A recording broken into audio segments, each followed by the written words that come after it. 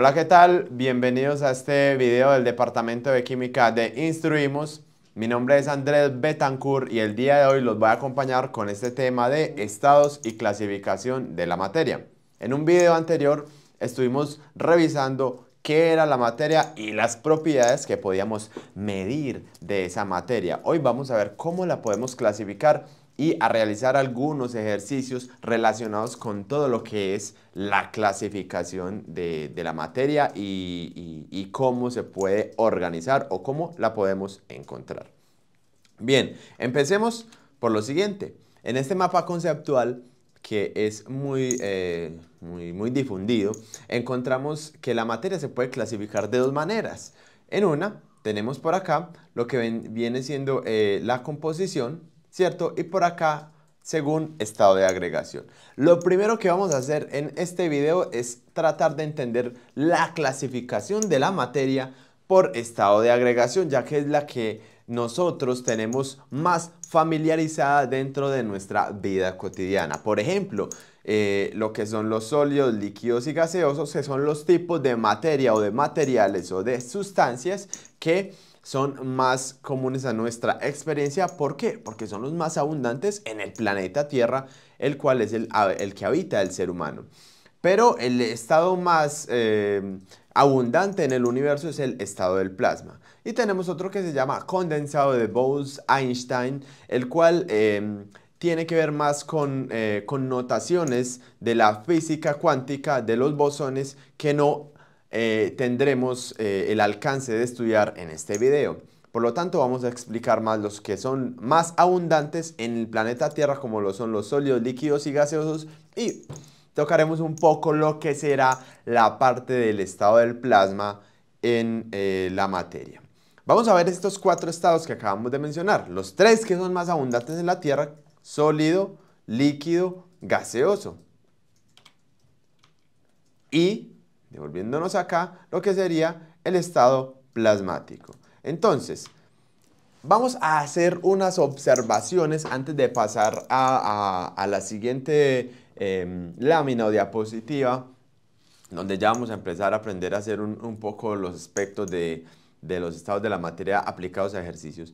Pero antes de pasar a esa parte, quisiera explicar algo, y es cómo se organizan los átomos o moléculas que conforman la materia en estos tres y cuatro estados, que es de hecho esa forma como ellos se organizan la que nos dice o la que nos permite indicar que están en determinado estado. Veamos, por ejemplo, aquí en sólido. Cada una de estas bolitas va a representar un átomo o molécula de una sustancia o material. En este caso, observamos que esos átomos aquí, esas bolitas, están muy unidas entre ellas, y no solo eso, sino que están organizadas de forma geométrica. O sea, tienen una forma definida, muy organizadas, muy ordenaditas.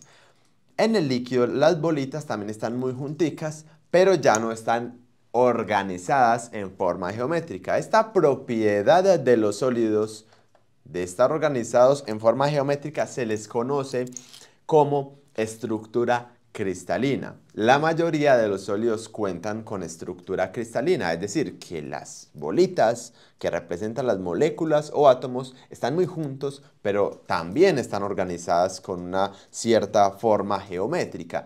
En cambio, en los líquidos, aunque puedan estar casi igual de juntas o unidas o cercanas que en el sólido, pues vamos a tener que ya no tienen esa forma geométrica organizada, sino que pueden estar desorganizados e incluso moverse unas entre otras, desplazarse, cosa que no se puede hacer en el sólido. En el sólido estas bolitas pueden moverse, pero de forma vibratoria, en el mismo puesto, sin moverse del puesto, solamente vibrando. En cambio, en el líquido sí pueden desplazarse. Por eso los líquidos muestran las propiedades que tienen. Y ya tenemos en el estado gaseoso, donde estas moléculas están muy separadas o átomos están muy separados, y allí obviamente lo que va a ser la parte el movimiento va a ser mucho más libre que lo que es en el líquido. Entonces esa es la forma de diferenciar del sólido, el líquido, el gaseoso desde el punto de vista molecular, porque para nuestra experiencia ya tenemos un poco muy claro cuáles son estos tres estados. Por ejemplo, para una sustancia tan conocida como el agua, el sólido viene siendo el hielo, el líquido es el agua líquida, valga la redundancia, y el gaseoso sería como el vapor de esa agua. Pues bien, vamos a hablar del último estado, el plasmático. El plasmático tiene una particularidad y es que cada una de estas bolitas que teníamos en el sólido, en el líquido y en el gaseoso, ellas están formadas por algo que en química y física se le llama partículas subatómicas, que son los protones, electrones, neutrones y otras partículas subatómicas. Pero lo que va a pasar en el plasma es que tenemos allí un estado algo similar a un gas, en el que las partículas se mueven a muy altas velocidades, pero es tanta la energía que tienen estas partículas de átomos y moléculas que esas partículas subatómicas que las conforman, que acabamos de mencionar, principalmente protones y electrones, se dividen, es decir, se separan y ya no están unidas en forma de átomos, sino que cada una es libre por su lado, si se puede decir de esta manera, para tratarlo de entender de una forma un poco coloquial. Entonces, estas partículas subatómicas en el plasma se mueven a altísimas velocidades y obviamente le proporcionan a el estado macroscópico o grande o a gran escala del plasma unas propiedades eléctricas, ya que la naturaleza de los protones y de los electrones es una naturaleza de tipo eléctrica, en el que los protones tienen carga positiva y los electrones carga negativa, y esas partículas se mueven a altísimas velocidades de forma independiente y desordenada en lo que es el plasma. Es el estado más abundante del universo. ¿Por qué? Porque las estrellas, como vemos acá, como el Sol, están en un estado plasmático. Es decir, la materia que las compone está en forma de plasma. No está ni en líquido, ni en sólido, ni en gaseoso, sino que está en forma de plasma. Y pues la mayoría de la materia que hay en el universo, por lo menos la materia común a nuestra experiencia, está en forma plasmática. Para nosotros es más conocida la materia en forma de sólido, líquido y gaseoso, porque en el planeta Tierra estos son los tres estados que más abundan. Más no son los tres estados más abundantes en todo el universo. Entonces, comprendiendo esto, vamos a estudiar algo que se llama cambios de estado. Los cambios de estado son procesos en los cuales, como el nombre lo dice, se pasa de un estado a otro. Puede ser de sólido a líquido, líquido a gas, etcétera, etcétera.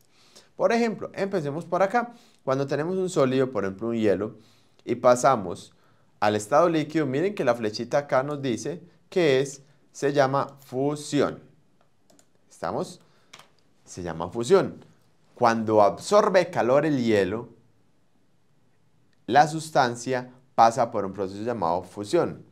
En cambio, cuando ese líquido regresa al sólido, se le puede llamar solidificación porque se está haciendo sólido, o congelación.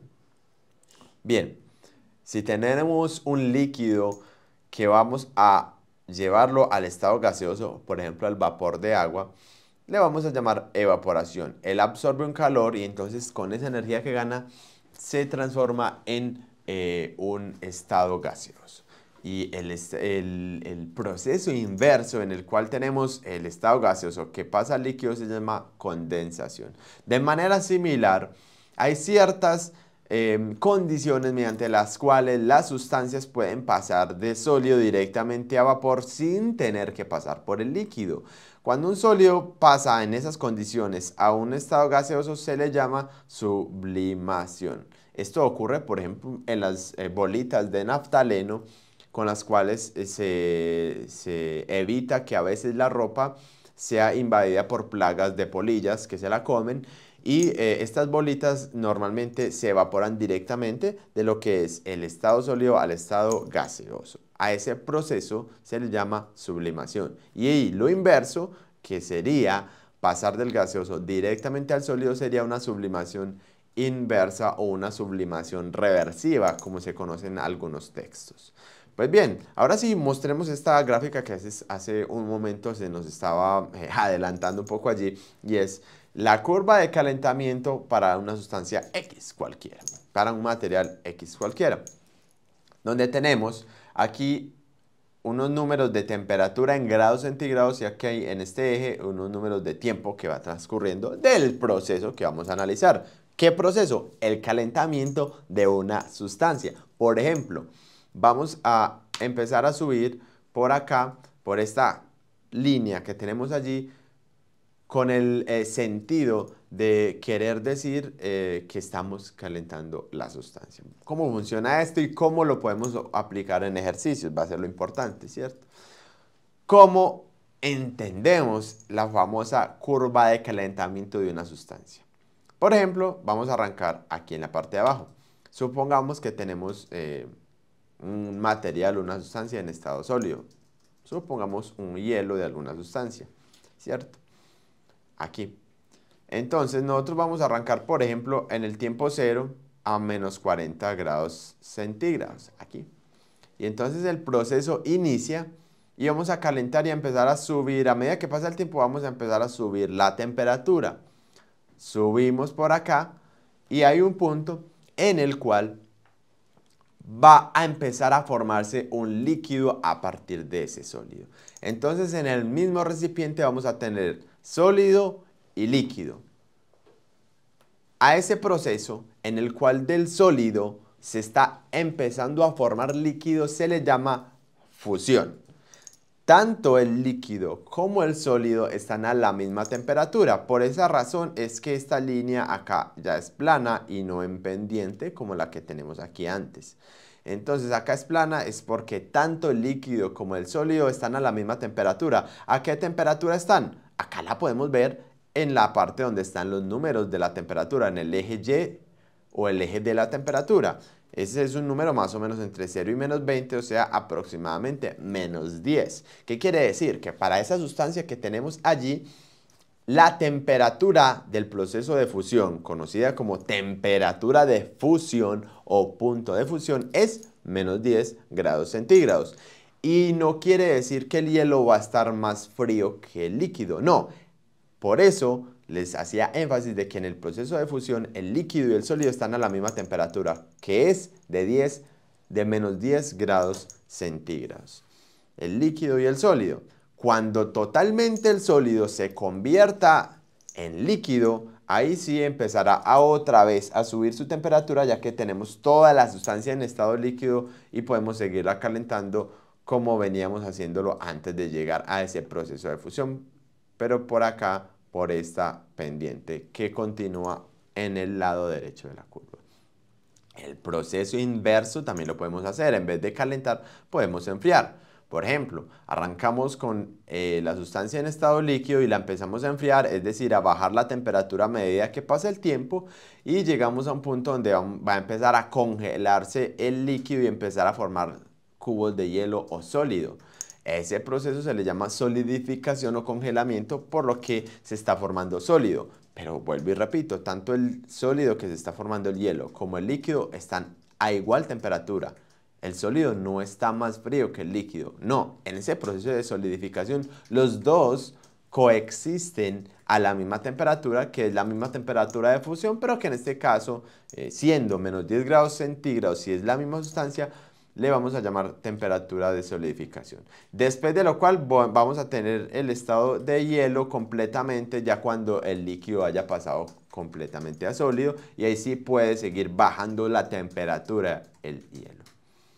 Algo similar pasa a cuando seguimos calentando un líquido. Por ejemplo, acá abajo digamos que tenemos un líquido a 70 grados Celsius en el tiempo en que iniciamos el proceso. A medida que pasa el tiempo hacia la derecha, vemos que la pendiente va subiendo, quiere decir que va aumentando la temperatura de la sustancia, hasta que llega un punto donde el líquido empieza a ebullir, a hervir y a formar un vapor.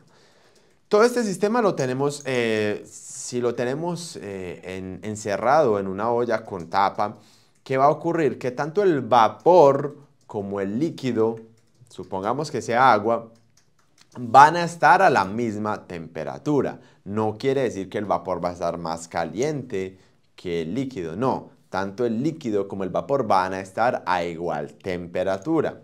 A esa temperatura se le conoce dependiendo de cómo se llama el proceso. En este caso, como este proceso se le denomina ebullición porque el líquido está formando burbujas y ebulliendo, entonces a esta temperatura, que por eso tenemos esta línea plana de acá, se le va a llamar temperatura de ebullición, que para el caso del agua y cuando estamos a una presión de una atmósfera es de 100 grados centígrados. Pues bien, hasta que toda el agua no se evapore en forma de agua gaseosa, ella no va a aumentar su temperatura, sino que tanto el vapor como el líquido van a tener esa misma temperatura de 100.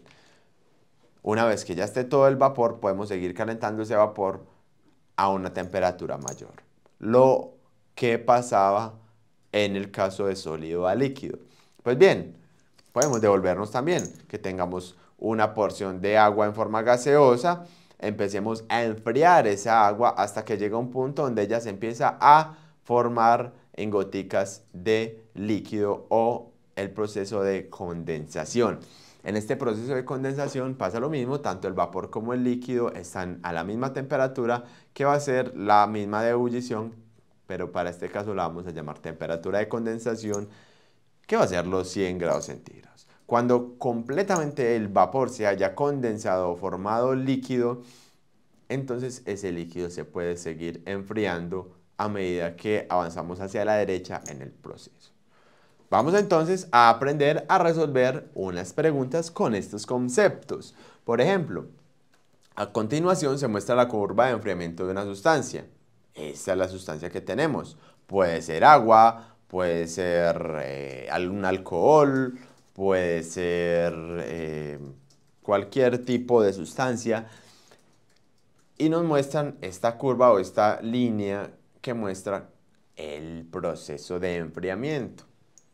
La temperatura a la cual se muestra un equilibrio entre el sólido y el líquido es. ¿Qué significa equilibrio? Es decir, el proceso mediante el cual vamos a tener coexistiendo las dos fases o estados de la materia a la misma temperatura, sólido y líquido. ¿Cuál será? Pues la idea es que analicemos eso de acuerdo a nuestra experiencia de sólido, líquido y gaseoso. Recordemos que siempre la más alta nos va a dar gaseoso, después líquido y después sólido. ¿Qué quiere decir? Que esta línea de acá, de la mitad, es el proceso en el cual pasamos de gas al líquido. En cambio, esta de acá, la línea 2, va a ser el proceso en el cual pasamos del líquido a sólido. Por ende, esta que tenemos aquí es la que nos va a mostrar el equilibrio entre el sólido y el líquido.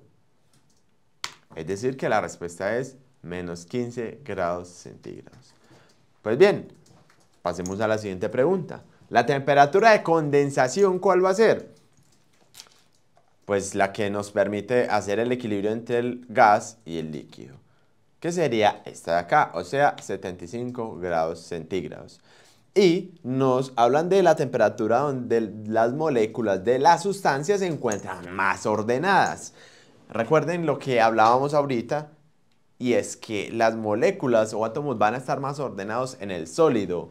Y resulta que a medida que bajamos la temperatura, entre más inferior sea la temperatura, un mayor nivel de ordenamiento va a tener ese sólido. Por ende, de esas 4 opciones, la menor temperatura siempre será la de menos 30 grados centígrados, que es donde las moléculas están más ordenadas. Bien, vamos a ver esta otra pregunta. Vamos a leerla muy lentamente. Un profesor en clase de química analítica le pide a un estudiante que analice un procedimiento experimental y que deduzca en qué estado de agregación termina la sustancia final. El procedimiento es el siguiente. Primero, en un recipiente se tiene inicialmente hierro a una temperatura de 1700 grados centígrados. Segundo, calentar el recipiente hasta que llegue a 2273 Kelvin y dejar reposar un poco. Hay que tener presente que 2273 Kelvin son 2000 grados centígrados. porque hay que restarle lo que vendría siendo los grados centígrados. Parce, espera un momentico, que acá me enredé un momentico. Acá puedes cortar, ¿cierto? Espere. Pero no va a parar nada. No, dale. Espera, yo verifico aquí algo. 2206. 2000... Espere. 2206.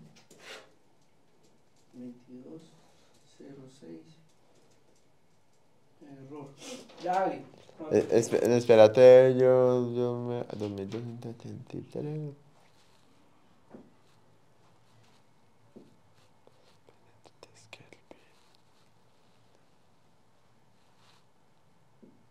Ah, no, sí, iba bien, sino que tuve una duda, entonces... Bueno, ¿En qué minuto era ahí? aquí es 22:53. Entonces voy a empezar, ¿listo? 23. Bueno. Dale, espérate.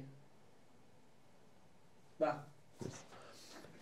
Segundo, calentar el recipiente hasta que llegue a 2273 Kelvin y dejar reposar un poco. ¿Qué quiere decir?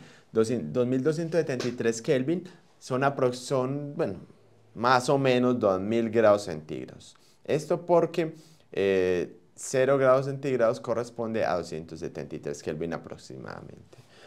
Tercero, llevar el recipiente a un enfriamiento rápido hasta llegar a 1000 grados centígrados, dejar reposar un poco y pesar la solución.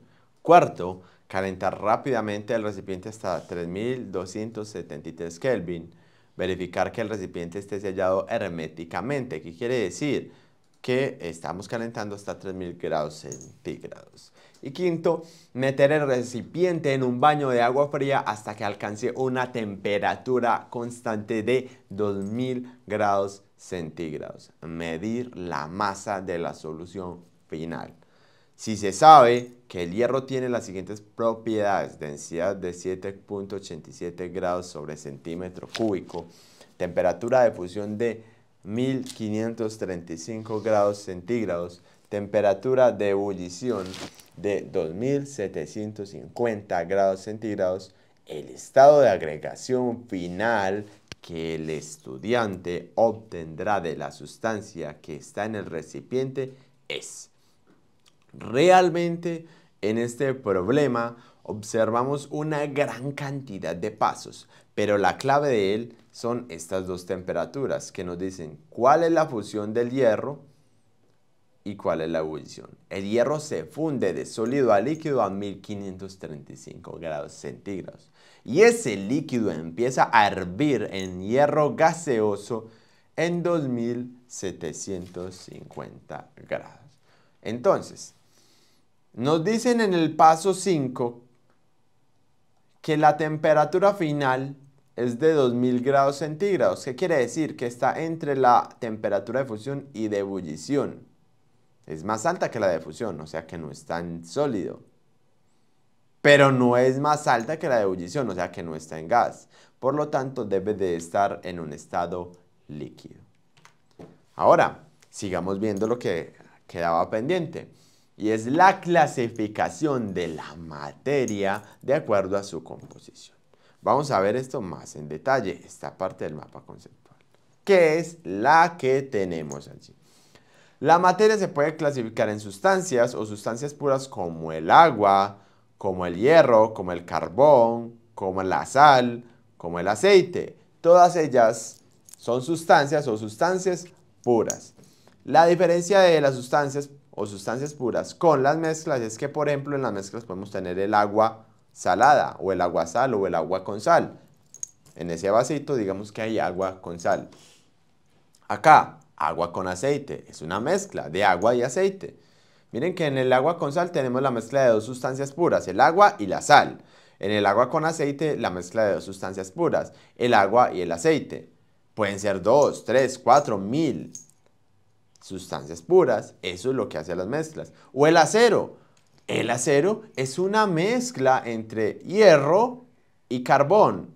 tanto el hierro como el carbón son sustancias puras.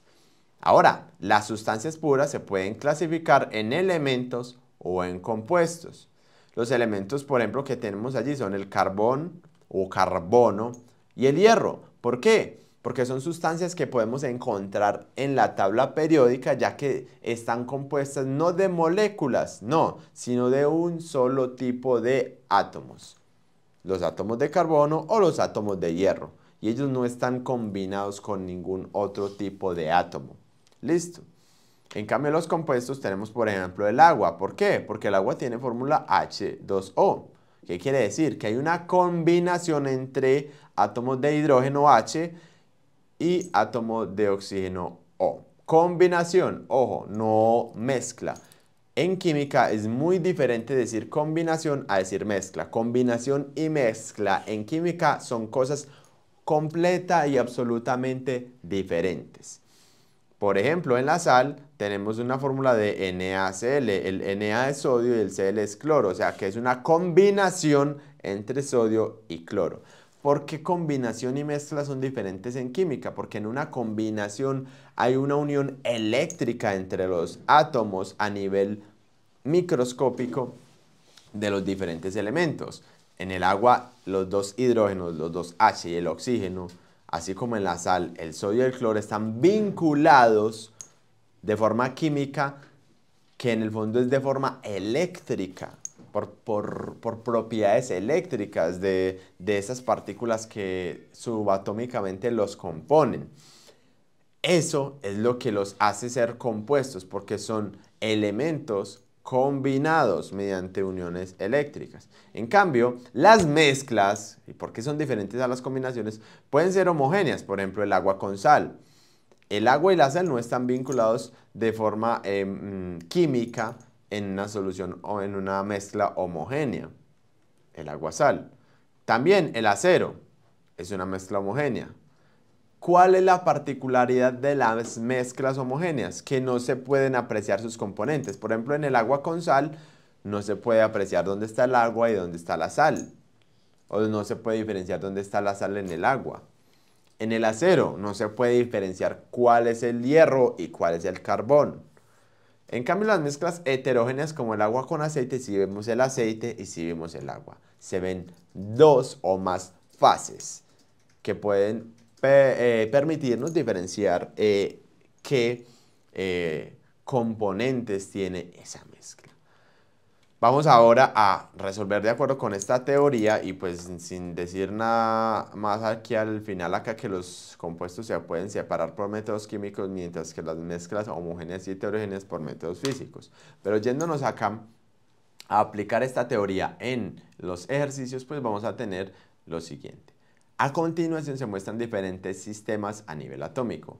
Un sistema X, un sistema Y, un sistema Z y un sistema W. El sistema o los sistemas que representan una sustancia pura en forma molecular son, necesitamos una sustancia pura y en forma molecular. Entonces acá es donde vamos a empezar a entender cuál es la diferencia entre mezcla y combinación. Una sustancia pura no está mezclada, pero sí puede estar combinada. Vamos a analizar cada una y entender qué significa esto que acabo de decir. Acá solo tenemos bolitas grises. Significa que esto no es forma molecular, sino forma atómica. Cada una de estas bolitas representa un átomo de una sustancia. Está pura porque ahí no hay mezcla con ningún otro tipo de átomos ni moléculas y solo se ven las grises. Ahora vámonos para la Y. Acá, miren que vemos unas bolitas grises y unas más oscuritas.